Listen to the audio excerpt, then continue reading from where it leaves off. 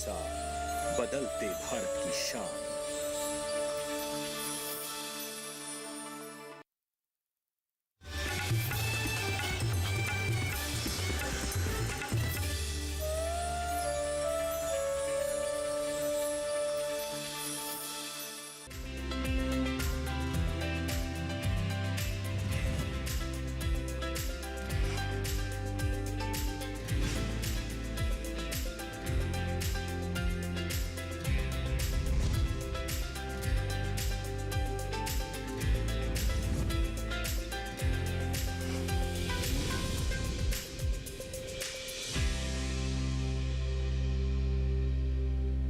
नमस्कार, स्वागत है आपका सफल किसान में। आपके साथ मैं हूं अंजू सिंह। सफल किसान एक ऐसा कार्यक्रम है जिसके माध्यम से हम आप तक सफल किसानों की कहानियां पहुंचाते हैं। जी हां, ये कहानियां देश के कोने कोने से होती हैं। उन किसानों की कहानियां जिन्होंने कृषि के क्षेत्र में कुछ बेहतर किया है, कुछ नया किया है और अपनी छाप छोड़ी है।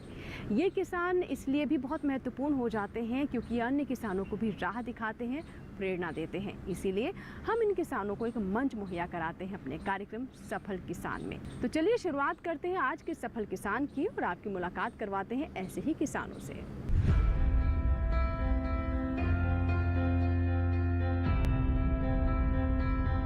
सफल किसान में आज हम आपकी मुलाकात करवाएंगे राम प्रताप शर्मा से, जो कि पानीपत से संबंध रखते हैं। वो सफल किसान बनी है जैविक खेती से। जैसा कि आप जानते हैं कि हमारी सरकार भी जैविक खेती को प्रोत्साहित कर रही है और बड़ी संख्या में किसान भी इसकी ओर आकर्षित हो रहे हैं। राम प्रताप शर्मा भी एक ऐसे किसान हैं जिन्होंने समझ लिया कि जैविक खेती आज की समय की मांग है, क्योंकि इससे मिट्टी की गुणवत्ता बेहतर होती है। जैविक खेती मानव स्वास्थ्य के लिए भी अच्छी है। कैसे अपने क्षेत्र में उन्होंने जैविक खेती से अपनी पहचान बनाई है और अन्य किसानों को अपने साथ जोड़ा भी है, आइए जानते हैं सफल किसान की आज की पहली कहानी में।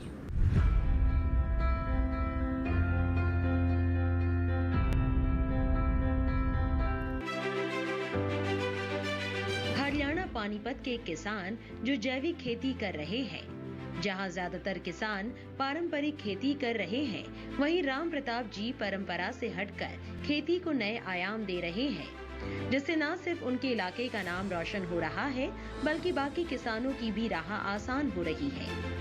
हमेशा से कुछ अलग करने की सोच रखने वाले राम प्रताप शर्मा जी सब्जियों की खेती करते हैं। इस समय उनके खेत में 17 प्रकार की सब्जियां लगी है, जिनमें मुख्य रूप से आलू, हरी पत्तेदार सब्जियां, तोरई, लौकी, स्वीट कॉर्न, करेला, मिर्च, शिमला मिर्च। राम प्रताप जी अपने छोटे से खेत में भरपूर पैदावार लेकर अपने इलाके के किसानों के सामने सफलता का उदाहरण पेश किया है। राम प्रताप जी बताते हैं कि उनकी उगाई सब्जियां यहीं खेत से ही बिक जाती है। जैविक रूप से तैयार इन सब्जियों की हमेशा अच्छी मांग बनी रहती है। मैंने दिसंबर के अंदर 6 एकड़ में सब्जी लगाई थी। लो टनल के अंदर 17 प्रकार की सब्जी लगा रखी है। मैंने आलू, करेला, तोरी, चप्पल टिंडा, खरबूजा, तरबूज, टमाटर और मिर्च, शिमला मिर्च और जी ककड़ी, लौकी, पेठा और जी स्वीट कॉर्न, बैंगन, तो और अपना ये जो और धनिया, पालक, मेथी, ये सारी सब्जी मैंने अपने खेत में लगा रखी, जिससे कि ये फरवरी के अंदर इसकी हार्वेस्टिंग शुरू हो गई और मैं यहीं अपने सेल पॉइंट खेत में है, यहीं अपना सेल कर रहा हूँ, जिससे कि कई बार तो मेरे पास कमी पड़ जाती है, बहुत बढ़िया रेट मिल जाता है, हर बढ़िया मेरा क्वालिटी देता हूँ। राम प्रताप जी गोबर की खाद, केचुआ खाद, ड्रिप सिंचाई का उपयोग करके हर सीजन में भरपूर पैदावार लेते हैं। आइए उन्हीं से समझते हैं उनकी खेती की बारीकियाँ। मैं जैविक विधि से करता हूँ। सारा गोबर की खाद, केचुए खाद और ओमिक एसिड वगैरह सारे अपनी विधियाँ अपनाता हूँ। लो टनल और अपना ड्रिप सिस्टम और अपना मल्चिंग, तो अपना इससे मैं अपना काम तैयार। राम प्रताप जी के द्वारा उगाई गई सब्जियां सफल और मदर डेयरी द्वारा भी ली जाती है। इसके अलावा शर्मा जी अनुबंध खेती भी करते हैं। उनके इन कार्यों के लिए हरियाणा सरकार ने खेती में बेहतर काम के लिए हरियाणा कृषि रत्न से सम्मानित किया है, जिसमें उन्हें 1 लाख रुपए की नगद राशि और प्रशस्ति पत्र दिया गया। इसके पहले भी उन्हें प्याज, आलू और मटर के लिए भी सम्मानित किया जा चुका है। युवाओं के लिए राम प्रताप जी का कहना है, वो जो भी काम करे पूरी रुचि और लगन से करे। खेती की मेहनत को देखते हुए हरियाणा सरकार ने मेरे को हरियाणा कृषि रत्न से सम्मानित किया था। गन्नौर के अंदर 1 लाख रुपए इनाम दिया था और सर्टिफिकेट दिया था। उससे पहले साल श्री मोहन लाल खट्टर जी ने रोहतक के अंदर 51,000 का इनाम और सर्टिफिकेट दिया था। उससे पहले मेरे को डीजी साहब ने अपना घरौंडा के अंदर फर्स्ट प्राइज़ प्याज में दिया था। और पिछले साल मेरे को यहाँ अपना घरौंडा एक्सीलेंट सेंटर में आलू और मटर में भी मेरे को प्राइज़ मिला था, फर्स्ट प्राइज़। और अब मेरे पास इजराइल की टीम आई थी, इजराइल के राजदूत आए थे और उनने मेरे को ये अवार्ड दिया था। उन्होंने मेरे खेती को देखते हुए मेरे को बहुत सराहनीय कदम बताया बेटे आप। इस तरह किसान अलग राह पर चलकर अपना खास मुकाम हासिल कर सकते हैं, जिससे उन किसानों को हिम्मत मिलती है जो छोटी जोत में कम लाभ मिलने से परेशान रहते हैं। राम प्रताप जी के ये प्रयास किसानों के लिए किसी सीख से कम नहीं।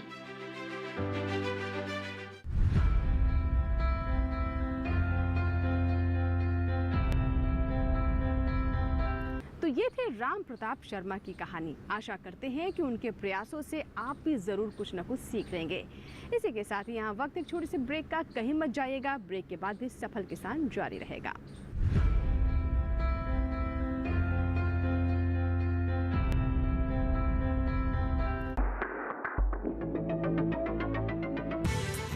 ब्राजील में कराई जा रही है डेंगू रोकने वाले मच्छरों की ब्रीडिंग। कितना सफल हो रहा है ये प्रयोग, जानने के लिए देखिए मंथन अगले शनिवार सुबह 10 बजे सिर्फ डीडी नेशनल पर। देश का पहला चैनल, देश का अपना चैनल।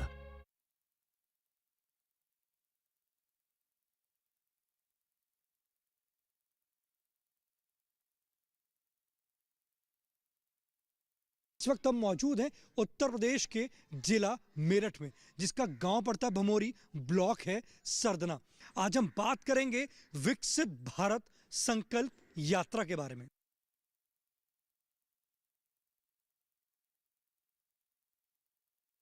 मुझे दिक्कत थी काफ़ी टाइम से, हरने का ऑपरेशन हुआ है, इसी आयुष्मान कार्ड की वजह से लाभ उठाया है मैंने। मोदी जी की तरफ से गैस सिलेंडर हमें मिला है, चूल्हा मिला है। इस भारत को 2047 तक विकसित भारत बनाना है। इसके लिए गांव-गांव हम सब जा रहे हैं। देखिए कार्यक्रम चौपाल चर्चा विकसित भारत संकल्प यात्रा 22 जनवरी सोमवार सुबह 9 बजे, पुनः प्रसारण रात 9:30 बजे, सिर्फ दूरदर्शन किसान पर।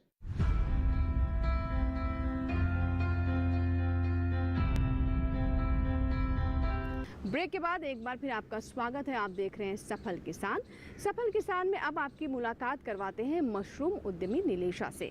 हमारे देश में मशरूम की मांग लगातार बढ़ती जा रही है और अभी भी मांग और आपूर्ति में काफ़ी फर्क है, जिसका लाभ हमारे किसान उठा सकते हैं।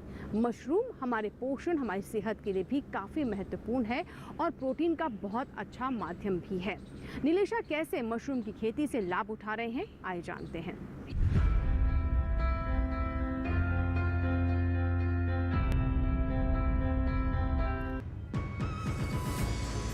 मशरूम का ज्यादातर इस्तेमाल ताजे रूप में ही किया जाता है। इसमें करीब 90% तक पानी होता है। हमारे देश में मशरूम का उत्पादन पिछले 60 साल से किया जा रहा है। इसमें मौजूद प्रोटीन, विटामिन, रेशे, लौह, मैग्नीशियम, जिंक, पोटेशियम हमारे शरीर में पोषक तत्वों की कमी को पूरा करते हैं, जिनसे शरीर की प्रतिरोधक क्षमता बढ़ती है और रोगों से काफी हद तक छुटकारा मिलता है। ये सब तब संभव होगा जब हम मशरूम का नियमित रूप से सेवन करते हैं। इसके लिए जरूरी है कि मशरूम हमें आसानी से उपलब्ध होता रहे।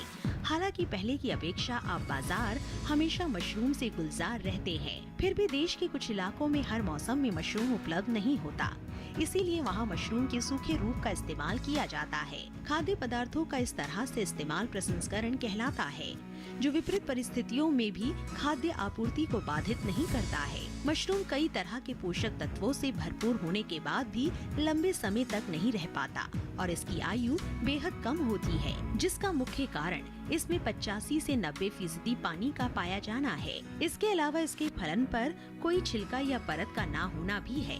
इसीलिए अब इसे सुखाकर या प्रसंस्कृत करके लंबे समय तक सुरक्षित रखा जा सकता है। इसी ध्येय को 2 कदम आगे लेकर चल रही है नीलेशा वर्मा जी। वो मशरूम से कई तरह के उत्पाद तैयार कर रही हैं। वो मानती है कि उनके उगाए मशरूम में औषधीय गुण भी मौजूद है, जो स्वास्थ्य के लिहाज से भी काफी कारगर है।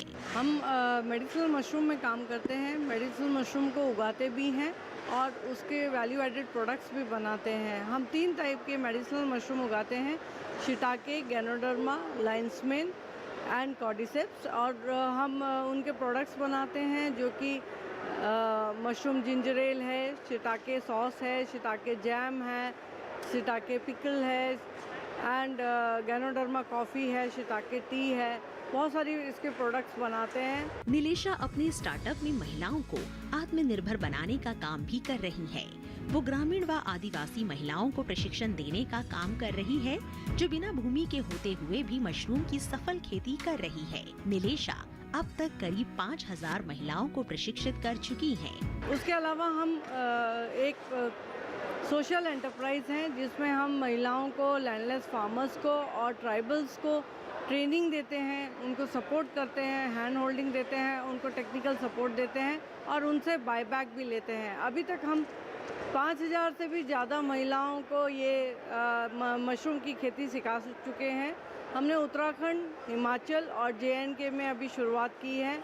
MP और राजस्थान में बहुत जल्दी करने वाले हैं।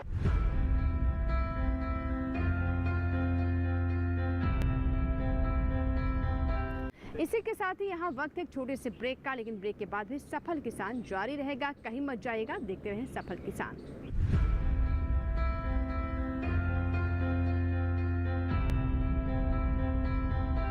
यदि ऐसे ही दिन पर दिन व्यतीत होते रहे तो हमें कुछ नहीं मिल पाएगा। ना तो मुझे वो फूल प्राप्त होगा और ना ही मैं मां से भेंट कर पाऊंगा। अगर हम इस महल में नहीं दिखाई दिए तो उसके प्राण संकट में पड़ सकते हैं। किंतु हम क्या करें, क्या करें? हमें अपनी माता और पिता की दृष्टि के लिए वो चंद्रमुखी का फूल प्राप्त करना ही होगा। सारे महल में ढूंढ चुकी हूँ, पर युवराज का कहीं अता पता ही नहीं है। अवश्य ही वे चंद्रमुखी के फूल को खोजने अकेले ही निकल गए हैं। हे भगवान, ये क्या हो गया? कदम कदम पर सिपाही हैं और कहीं किसी ने उन्हें आते जाते देख लिया तो अनर्थ हो जाएगा। मुझे उन्हें खोजना ही होगा। पता नहीं वे किस दिशा में निकल गए। देखिए चंद्रमुखी सोमवार से गुरुवार रात 10 बजे सिर्फ DD नेशनल पर, देश का पहला चैनल, देश का अपना चैनल।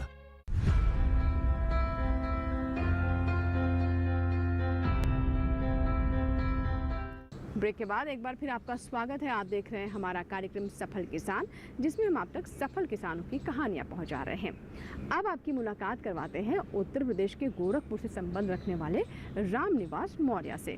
इन्होंने भी समझ लिया है कि आज का युग जैविक खेती का युग है। रसायन युक्त खेती से बहुत सारे नुकसान हो रहे हैं, इसीलिए ये भी जैविक खेती की ओर आकर्षित हुए हैं। अच्छी बात ये भी है कि सरकार भी इसे प्रोत्साहित कर रही है, सरकार की योजनाओं का भी वो लाभ ले रहे हैं। तो कैसे उनके मन में विचार आया और आज जैविक खेती के क्षेत्र में वो कैसा कार्य कर रहे हैं, आइए जानते हैं।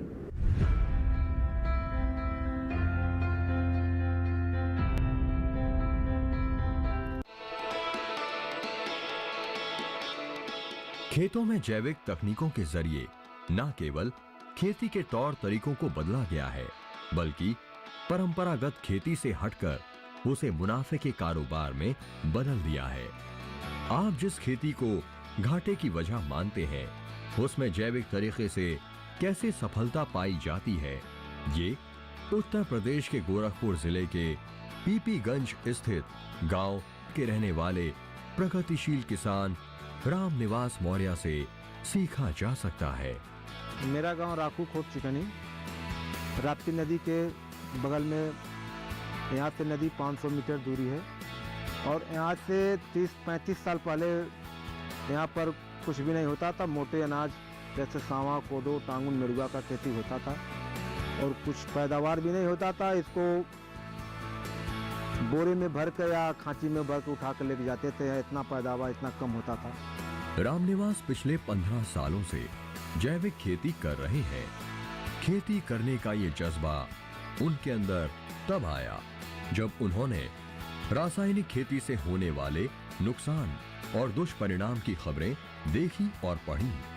बाद में ये एक स्थानीय संस्था से जुड़े और उनसे जैविक खेती के बारे में जानकारियां लेकर रासायनिक खेती को छोड़कर उन्होंने जैविक खेती शुरू की।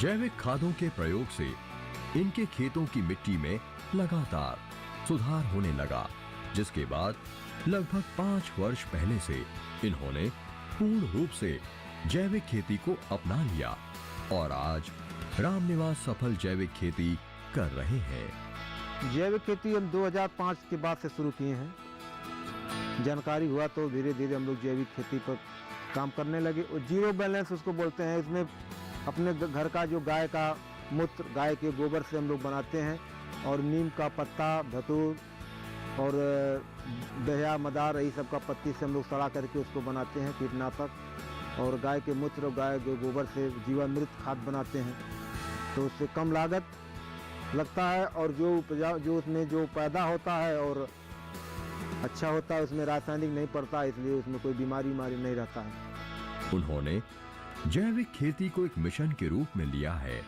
और इस मिशन से अपने क्षेत्र के कई किसानों को भी जोड़ा है।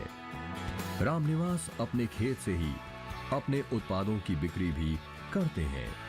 वो अधिकतर देसी बीजों का ही इस्तेमाल करते हैं ताकि उत्पाद या फसल स्वादिष्ट हो। जैविक उत्पाद के कारण उनकी उपज अब ज्यादा दामों में बिकती है।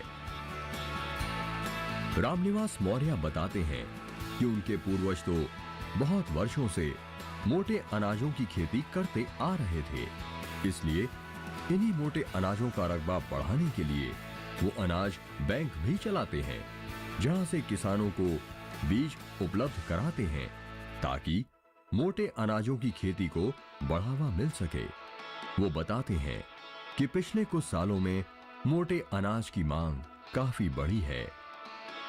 किसान इसे कम पानी में उगा सकते हैं और इसमें रासायनिक खाद और कीटनाशक की जरूरत भी नहीं होती है। ये मटका कीटनाशक है, एक कीटनाशक का काम करता है, जैविक कीटनाशक इसको हम लोग बोलते हैं। इसमें पहले तो पानी डालेंगे, पानी के बाद गौमूत्र रहेगा, गौमूत्र के बाद सुरती का गांठ, लहसुन, मिर्चा और बहया, मदार, कनैल, नीम का पत्ती, सुरती का गांठ, इसको सबको मिला करके इसमें डाल देंगे। डालने के बाद 15 दिन में तैयार हो जाएगा। इसको निकाल करके 1 लीटर जो रहेगा तो लगभग 10 लीटर पानी में मिला करके छिड़काव करेंगे, तो कोई प्रकार का कीड़ा इसमें नहीं लगेगा। जितना भी कीड़ा होगा कोई सब भग जाएंगे। अपने खेतों में रामनिवास गोबर की सड़ी खाद, वर्मी कंपोस्ट, गौमूत्र, वर्मी डस्ट आदि का प्रयोग जैविक खाद के रूप में करते हैं। रामनिवास खेतों से निकलने वाले पराली और अन्य खरपतवारों को एक गड्ढे में एकत्र कर उनका कंपोस्ट तैयार करते हैं, जिनका प्रयोग ये जैविक खाद के रूप में करते हैं। जैविक खेती के लिए मौर्य जी अपने खेत पर ही जैविक कीटनाशक भी तैयार करते हैं। इसको तैयार करने या बनाने के लिए वो देसी गाय का गौमूत्र, नीम की खली या पत्ती, लाल मिर्च, लहसुन सहित कई चीजों का प्रयोग करते हैं और फिर इन्हें अपने सब्जी फसलों और अन्य फसलों में इस्तेमाल करते हैं, जिसका नतीजा ये रहा कि कम लागत में ही उनकी फसलों से बढ़िया पैदावार प्राप्त हुई और बाजार में उनके जैविक उपज की पहले की तुलना में अधिक कीमत मिली, जिससे जैविक खेती में उनकी रुचि और बढ़ती चली गई। इस समय रामनिवास के खेतों पर गेहूं, सरसों, चना, मटर, बैंगन, लहसुन, आलू और प्याज की नर्सरी आपको दिखाई देगी। उसके बाद धीरे धीरे अपना कोई साधन भी नहीं था पानी का, मेन पानी का साधन, और कभी बाढ़ आ जाता था तो कभी सूखा पड़ जाता था, दोनों दिक्कत था यहाँ पर। लेकिन धीरे धीरे यहाँ पर 2000 के बाद एक संस्था आया, गोरखपुर इन्वायरमेंटल एक्शन ग्रुप, तो उन्होंने थोड़ा थोड़ा जानकारी दिया खेती के बारे में।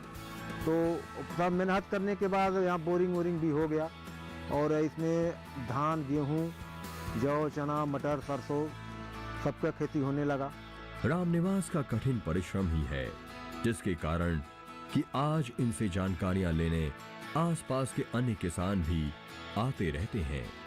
रामनिवास का कहना है कि यदि सरकार जैविक किसानों को एक बाजार उपलब्ध करा दे तो हम जैविक किसानों के सामने बाजार की जो समस्या आ रही है उसका समाधान भी हो जाएगा और किसान जैविक खेती की ओर तेजी से बढ़ेंगे।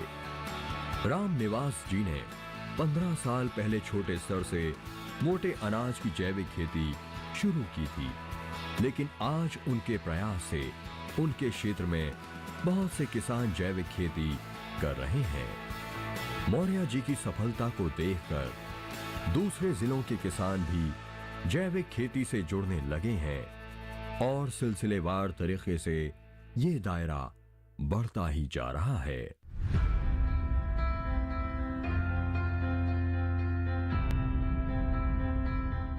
इसी के साथ ही आज के सफल किसान में फिलहाल इतना ही। आज हमने आपकी मुलाकात करवाई कृषि के क्षेत्र में बेहतर करने वाले 3 किसानों से जिन्होंने जैविक खेती को अपनाया, मशरूम की खेती को अपनाया और साथ ही अन्य किसानों के लिए भी वो उदाहरण पेश कर रहे हैं। आशा करते हैं कि आप भी ज़रूर कुछ ना कुछ सीखेंगे।